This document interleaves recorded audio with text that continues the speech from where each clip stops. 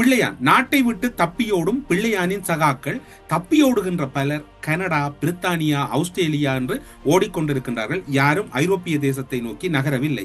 நாட்டை விட்டு தப்பியோடுகின்றவர்கள் பட்டியலில் பார்த்தீர்கள் என்றால் பவித்திரன், நிரோ, புலனாய்வு பிரிவில் கலீலுக்கும் பிள்ளையானுக்கும் இடையில் தொடர்பாளராக இருந்த நிப்ராஸ் போன்றவர்கள் எல்லாம் நாட்டை விட்டு தப்பியோடி விட்டதாக கட்டுநாயக்க விமான நிலைய தகவல்களும் அங்கிருக்கக்கூடிய சில தரவுகளும் கூறி நிற்கின்றன. பிள்ளையானோடு மிக நெருக்கமான பலர் இப்போது வெளியேறி இருக்கின்றார்கள். நிப்ராஸ் என்பவர் சுரேஷ் சாலவுக்கும் பிள்ளையானுக்கும் இடையில் ஒரு தொடர்பாளராக இருந்ததாக சில இடங்களிலே ஆசாத் மௌலானா அவர்கள் உறுதிப்படுத்தி இருக்கின்றார்.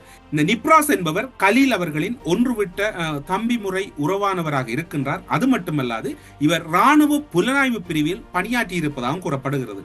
கடத்தப்பட்டு காணாமலாக்கப்பட்ட உபவேந்தர் ரவீந்திரநாத் விவகாரத்தில் தொடர்பாளராக சந்தேகத்தின் அடிப்படையில் கைது செய்யப்பட்ட பிள்ளையான் குறிப்பாக கைது செய்யப்பட்டார். கைது செய்யப்பட்ட பின்னர் தற்போது அதன் அடிப்படையில் உயிர்த்த ஞாயிறு தாக்குதல் தொடர்பிலும் அவரிடமிருந்து பல தகவல்கள் கிடைக்கப்பெற்றுள்ளதாக பொதுமக்கள் பாதுகாப்பு அமைச்சர் ஆனந்த விஜயபால் அவர்கள் உறுதிப்படுத்தி இருக்கின்றார். இதற்கிடையில் பிள்ளையான் அனைத்து செயற்பாடுகளிலும் பங்காளராக இருந்த முக்கியமான பலர் நாட்டை விட்டு தப்பியோடிக் கொண்டிருக்கின்றார்கள்.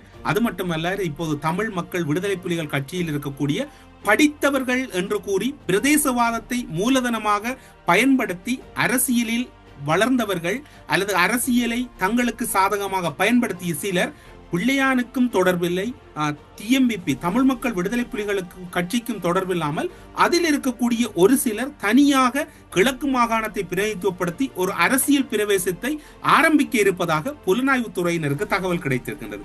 இது எப்படி கிடைத்திருக்கின்றது என்றால், வாரம் ஒரு முறை ஞாயிற்றுக்கிழமை பிள்ளையானை அவருடைய உறவினர்கள் ஒருவர் அல்லது இருவர் சென்று சட்டத்திறனிகளூடாக சந்தித்து வருகின்ற போது பரிமாறப்பட்டு வந்த தகவலின் அடிப்படையில் ஒருவேளை தமிழ் மக்கள் விடுதலை புலிகள் கட்சி டிஎம்பிபி கட்சி தடை செய்யப்பட்டால் அடுத்த கட்டத்தில் பிள்ளையானை காப்பாற்றுவதற்கு அல்லது பிள்ளையானை வளர்ப்பதற்கு ஆதாயமாக அவர்களோடு இருந்து பிள்ளையானால் வளர்ந்தவர்கள், வளர்க்கப்பட்டவர்கள் அல்லது எந்த ஒரு உழைப்பும் இல்லாமல் தாங்களை வளர்த்து கொண்டவர்கள் இப்போது ஒரு புதிய தோற்றத்தை ஆரம்பித்து புதிய பரிணாமத்தில் கிழக்குக்கான ஒரு அரசியல் என்கின்ற ஒரு அரசியல் திறவுகோலை ஆரம்பிப்பதற்கான ரகசிய கலந்துரையாடல்கள் மேற்கொள்ளப்பட்டிருப்பதாக அரச புலனாய்வு துறைக்கு தகவல் கிடைத்திருக்கின்றது.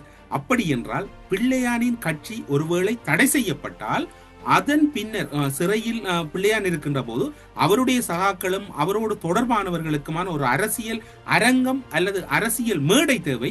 அதற்காக ஒரு புதிய பெயரை நோக்கி அவர்கள் நகர்ந்து கொண்டிருக்கின்றார்கள். அதனையும் அவர்கள் மோப்பமிட்டிருக்கின்றார்கள்.